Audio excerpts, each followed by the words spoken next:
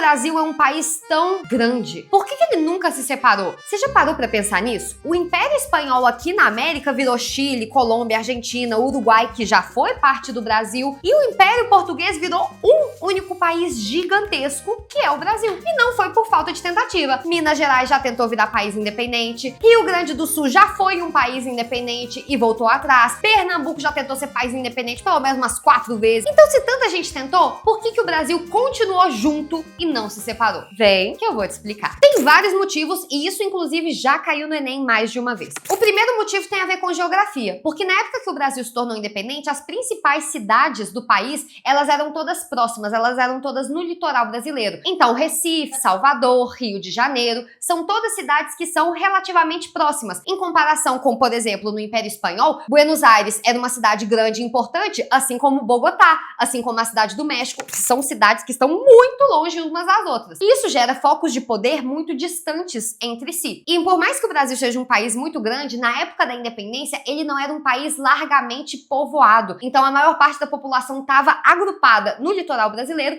enquanto a região centro-oeste, a região norte, ela era esparsamente povoada. Isso melhorava a comunicação e facilitava o controle, diferente dos nossos vizinhos que falam espanhol. Além disso, pessoal, quando Napoleão invadiu Portugal e a família real fugiu e veio morar aqui no Brasil, isso deu legitimidade para o Brasil para os outros países. Então, quando a família real morou aqui no Brasil e o Brasil se tornou o Reino Unido de Portugal, o Rio de Janeiro se tornou uma cidade internacionalmente conhecida, tudo isso deu legitimidade ao Brasil unificado. E isso também ajudou com que outros países reconhecessem a independência do Brasil inteiro. E igual eu falei pra vocês, muita gente até tentou se separar do Brasil. A gente teve a Farroupilha, a Inconfidência Mineira, as várias revoltas de Pernambuco, entre outros movimentos. Mas eles sempre foram duramente reprimidos. Então houve uma violência muito grande do governo português contra todo e qualquer movimento separatista. E isso garantiu, pela violência, que o Brasil também permanecesse unificado. E o último motivo que fez o Brasil virar um único país gigante, ao invés da gente se fragmentar,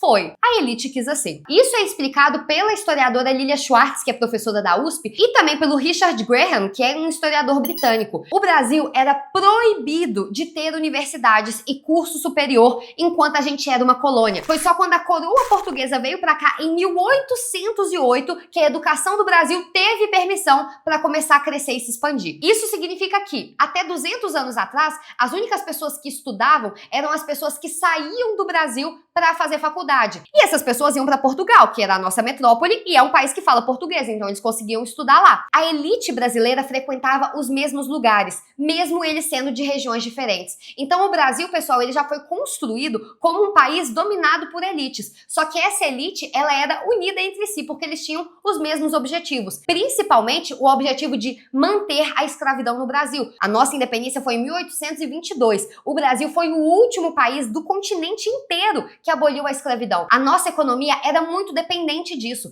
A elite não queria que a escravidão acabasse. Eles tinham medo que se o Brasil se fragmentasse, os movimentos de abolição fossem ganhar voz. Até porque vários desses movimentos que eu citei queriam a abolição da escravidão. Então a elite desses locais preferia que o Brasil fosse um país unificado com um governo centralizado, porque aí esse governo central forte e poderoso daria para essas elites locais uma legitimidade. Separados, eles seriam mais frágeis, mas se o imperador desse a eles o poder para serem governadores, eles poderiam mandar na região deles, eles poderiam ter o poder local que eles já tinham, só que agora com o aval de uma pessoa maioral. Até porque muita gente não sabe, mas as grandes famílias que governam o Brasil até hoje, muitas existem desde a época de capitania hereditária. E quando o Brasil foi se tornar um país independente, esses governantes locais, eles queriam uma mudança política, eles queriam que o Brasil tivesse a independência de Portugal, que eles pudessem participar da política, que eles pudessem ter uma participação maior, mas eles não queriam uma mudança social. Eles queriam mudanças econômicas e mudanças políticas, mas eles queriam que a sociedade, vulgo, a escravidão, as mulheres e tudo mais, eles queriam que tudo permanecesse o mesmo. A elite brasileira tinha uma unidade política e também uma unidade ideológica, eles pensavam igual. Então, como diz o historiador Richard Graham, o governo central não foi imposto às pessoas, a elite escolheu que fosse assim. assim. Porque sem a legitimidade de um poder central, a autoridade local deles ficaria fraca. Eles queriam fortalecer a hierarquia justamente porque eles estavam no topo da pirâmide. Igual disse a professora da USP, a independência do Brasil foi um compromisso entre as elites para evitar grandes mudanças sociais. E é por isso que o Brasil virou um único país gigantesco que fala português no meio de tantos países fragmentados que falam espanhol. E se você quiser aprender mais sobre a história do Brasil, eu tenho um curso maravilhoso no meu site. E agora você sabe